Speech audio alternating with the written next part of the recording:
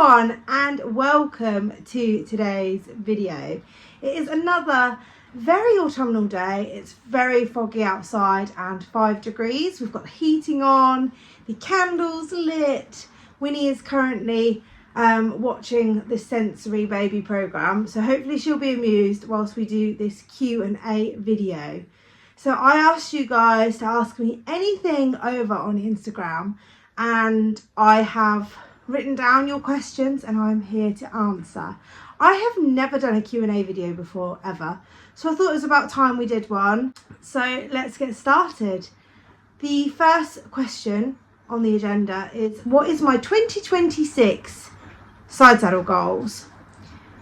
So in theory, my 2026 side saddle goal is to be successful at side saddle.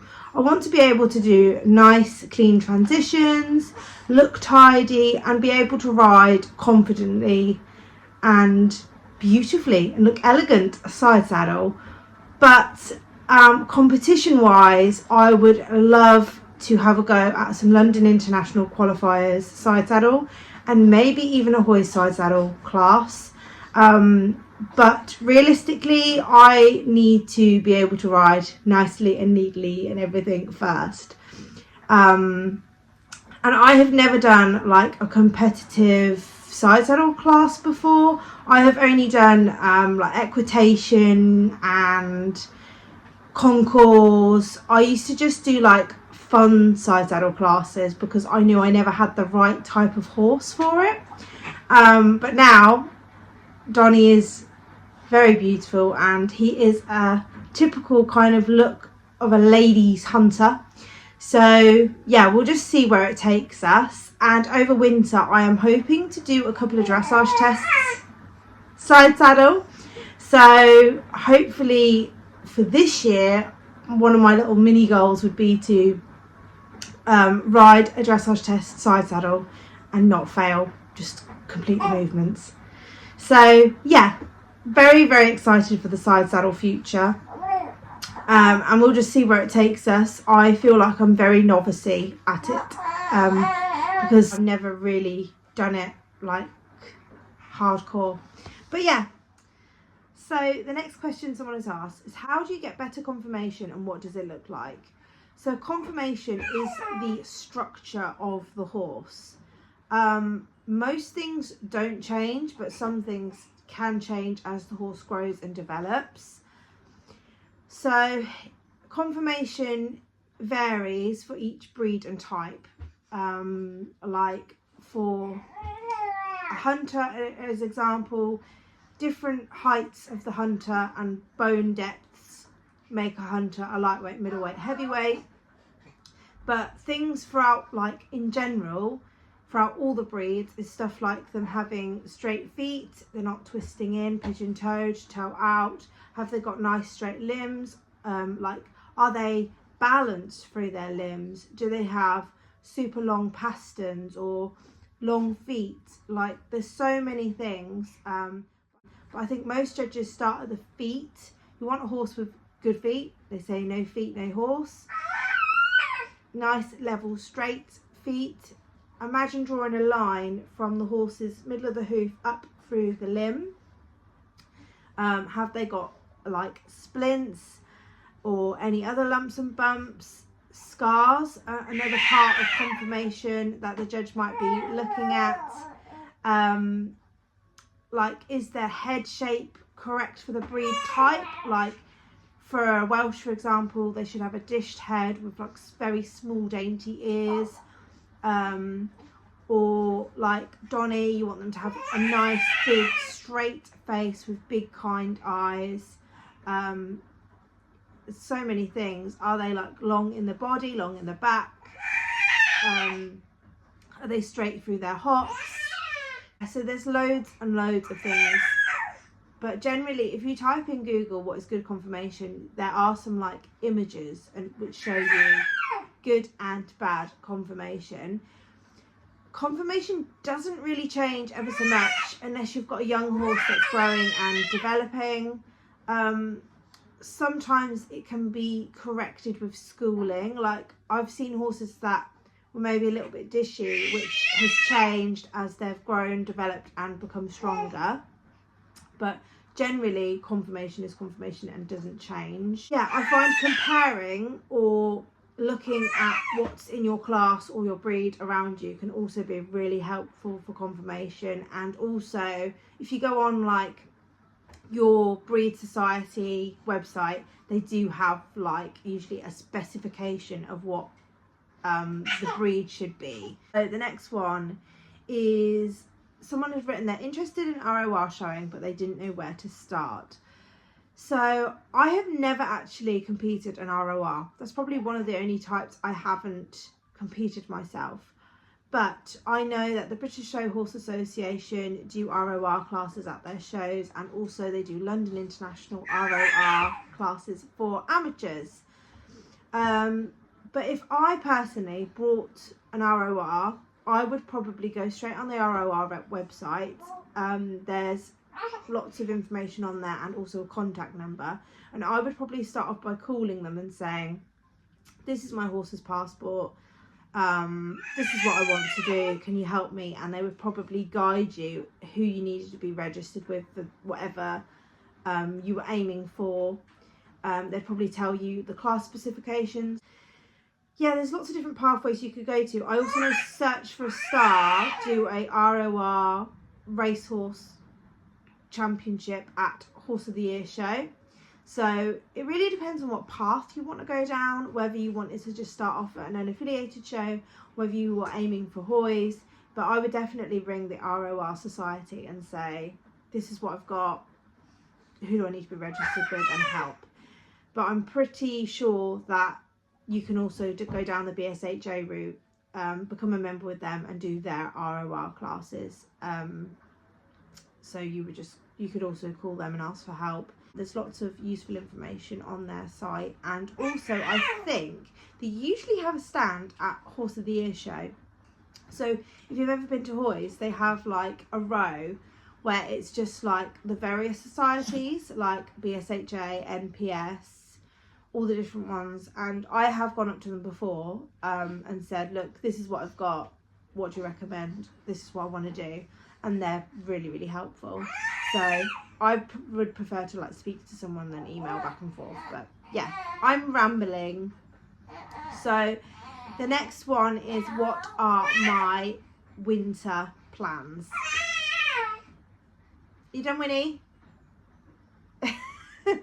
So my winter plans is the dressage league at Forest Edge. I really want to crack on again with the dressage, because I feel like by doing all that dressage last winter, it really made Donny feel like a much stronger, confident, easier to ride horse throughout the summer. So I would really like to do the winter dressage league at Forest Edge, and also do some of their winter evening show jumping. It's just fitting it all in and having a babysitter and things like that. It can be quite difficult. But I suppose my first winter plan is to get Finley ready for Your Horse Live, and he will be competing at Your Horse Live in November. So that's technically winter, and I'm very excited about that, because I feel like Finley hasn't really done a lot, and it is nice to be on my best boy ever. But yeah, Finley will be doing that, and then he might do the odd dressage, but he won't do a lot over winter. And Donny will be doing the winter dressage league and maybe doing the odd test side saddle. But yeah, so there are winter plans. Okay, so the next question is, would you ever have your own yard? And the answer is, so yes, I actually used to have my own yard, like on rent, but it was just a field and stables. It didn't have a menage or much hacking or anything like that. And it was lovely and cheaper, but I would want somewhere with like a menage and stuff that doesn't break the bank. And also, where I am on livery, I love it so much. I don't think I would ever want to move, because the people are lovely. It is the loveliest yard I have ever been to in my life. Like, the menage is lovely to ride in. Donny is a bit of a naughty boy and does sometimes escape and go through fencing and things, and they fix it like that. They look after me if I say I need this or I need that. It's amazing. So a part of me would really love my own yard, and I would love to maybe make a career of horses again one day. A long time ago I did used to work for a dressage rider, but that is a very long time ago. And maybe when I was younger I used to think, oh, I'd love to be a producer, but then I found when I worked with horses, you don't have as much passion and love for it like in your own time, if that makes sense. So a part of me would love my own yard, even if I just had my own horses there and had my own menage and everything. But then I think I'd be really bored and lonely, because I love where I am so much. It's just the best yard, and the owner helps me with Winnie and brings cake, and all the other liveries are lovely. We get on so well. So currently, no, I just want to stay at my livery yard forever because it's amazing there. Yeah. So the next question is, how did I get into showing? So this is a bit of an unusual one, I suppose. So I am from a non-horsey family. We could never afford ponies or anything like that. But this is a bit outrageous. So when I was 7, my cousin knew I was having horse riding lessons, and she said, do you think you would be able to come help with this little pony that's really naughty, and she'll give you like some pocket money or a lesson or something. So I basically got in with this lady riding little naughty ponies when I was 7 years old, and I used to go every Saturday and Sunday and ride these ponies. So the woman actually was a bit of a wheeler dealer, and I started off riding her own ponies, and then she asked me whether I would like start to ride all her other ones that she had in for like sales livery and stuff. Winnie's being really chatty. She's loving the telly right now. Long story short, so we used to ride the ponies, and then she wanted to take them to a show to get photos of them for their adverts, and then they always used to get advertised on HorseMart. And like, yeah, we always used to take them to like the local pony show just to get nice pictures of them all platted up and stuff for the shows, and also say, oh yeah, like this pony has been to a show and it was really good. So we used to always take them showing, because then we would have to like bath them, plait them, make yourself look really nice, and then the owner, the woman I worked for, would take photos of them all for HorseMart. So that's how we got into it. We would take 6 ponies like showing, just to get photos of them and be like, oh look at this beautiful pony. So yeah, that's how I got into it, which is really a bit of a bizarre one. So I actually started off showing halflingers. They used to have like little Welsh ponies, anything. I used to ride the ponies. She did have big horses, but she had a big rider for, but yeah, she would have like everything and anything really. We used to take them showing, and it would be like a conveyor belt, and I'd just get on and off them doing different classes, and she'd be taking pictures all day long and little videos, and they would all go on their HorseMart adverts. So then when I bought my own horse eventually, which I was 12, so a very long time ago, I bought an Arab horse, and we used to just take her to the odd show. And plus back then it would like only be normal to show your horse like to the local show. Like you would never drive more than an hour to go to a show back then. And the yard was in Norfolk, so we used to go to the Gatenthorpe Riding Club, which doesn't exist anymore, the Heacham Horse and Pony Show, Long Sutton Horse and Pony Show, like all these little ones that used to be on playing fields and stuff. So yeah, that's kind of how I got into showing, which is random, but yeah. So the next question is, what got me into horse riding? So When I was little, I always absolutely loved ponies, like literally obsessed with them from the moment I could talk, which is random because no one in my family has horses or ponies. I loved animals in general, but I always wanted to ride those like little mechanical ponies that rock like outside shops and amusements. Like I was just obsessed. And when I was 3, I used to have like dummies, and I loved them. And my mum really wanted me to give up dummies because I was getting a bit old for them. And she bribed me and said, if you get rid of all your dummies, you can have a horse riding lesson and go ride a pony. And I was like, oh. So I traded in. I had like 10, and I used to sleep with them all around my fingers like a strange little child. But yeah, mum was like, trade them all in and you can have a horse riding lesson. So I traded them all in to go and have a horse riding lesson at this classic little riding school. I rode a black Shetland called Louis, which is actually quite funny because my husband's called Lewis/Louis. But yeah, I rode this little black Shetland called Louis, and I do have a picture somewhere. I don't know if I'll be able to get mum to send it to me, but yeah, I've got a picture of me in my little red wellies and a little like Lion King top on the lead rein riding Louis. And yeah, I had a group lesson where I think you just held the handle, you know, and bounced around like you do. And yeah, I traded in all my dummies, and when I got off I was like, when are we doing that again? So I used to have fortnightly lessons, I think on a Saturday, like a proper kids club morning, and my cousins actually used to go as well, so my mum could like lift share. So I used to go to this riding school and ride Louis the black Shetland, and yeah, and then I'd be talking about it all week. I had My Little Ponies, I wanted like pony clothes. I was just absolutely obsessed, and I used to collect their like pony magazine that used to have like a little pony toy in the front. I was just obsessed.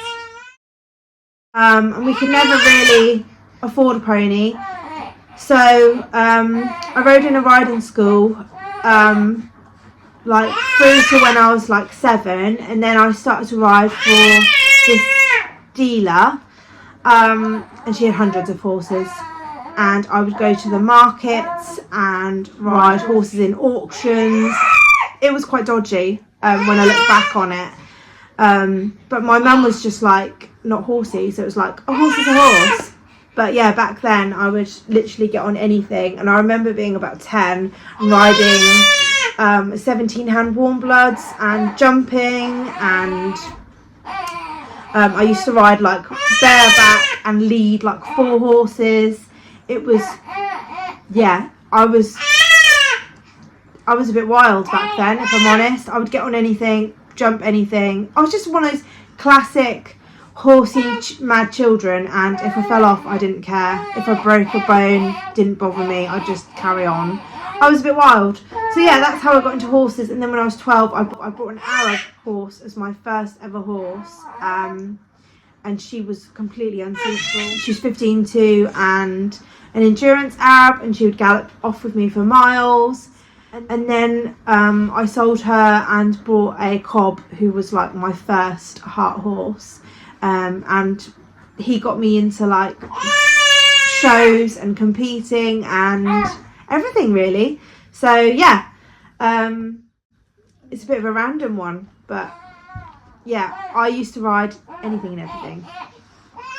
So Winnie is so loud in this video, like she's watching Dancing Fruit, but it's Halloween special, so it's just like corn and leaves flying across the screen, and she is having the best time in the world, as you can hear. So the next question is, what is my favourite horsey venue in Norfolk?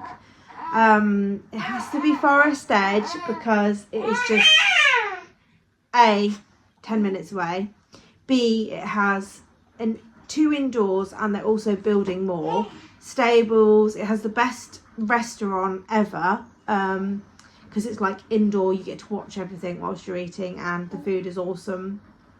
There's also a cross-country course there and loads of hacking in the woods.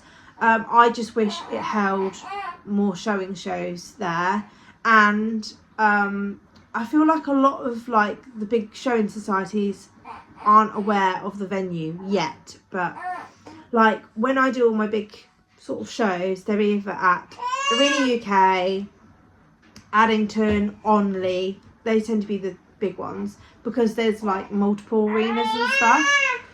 But Forest Edge is now getting bigger, and I'm hoping that maybe one day, once all their arenas and stuff are built, they might hold more big shows there, because it's perfect in my eyes. And the fact that like it doesn't ever like flood there, it's got really good lighting, the arena's huge, it's just lovely. There are a few other venues in Norfolk, but I wouldn't say there's loads of like venues, but yeah, Forest Edge is clear winner, and the surface is just to die for. So yeah, the last question I've got is would I ever get another horse? So my husband would not allow, and my bank account would not allow me to have 3 horses on livery. There's a line under that. There's no way. But if my financial situation changed, then I would love to get a pony for me and Winnie to share. If I could lose some weight as well, which again is very unrealistic. But I would love to have like either a Shetland or a show hunter pony, or I mean whatever comes up really. But I would love to have a little pony for me and Winnie essentially to play with together, or even a miniature horse that Winnie could ride and I can show in hand. But I can't afford that. Like, I can't afford to have 3 horses on livery, and it is a lot. Like, having 2 horses now is a lot. But if anything ever happened to one of my horses or I sold them, then I would definitely look at getting something else.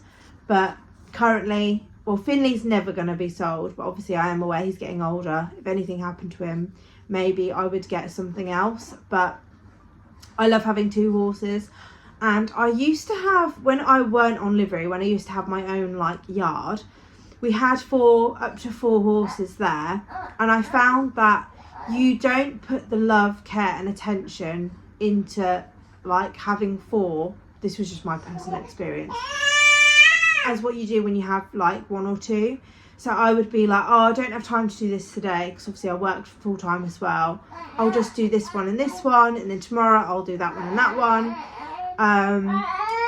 As with having 2, I literally groom them, pick their feet out, brush them, change their rugs. I spend so much time with them every day. As if, yeah, I had 4, I feel like I would cut corners. So I definitely only ever have 2 horses. Unless my financial situation changed and I didn't have to work and didn't have to pay livery or like became super rich overnight.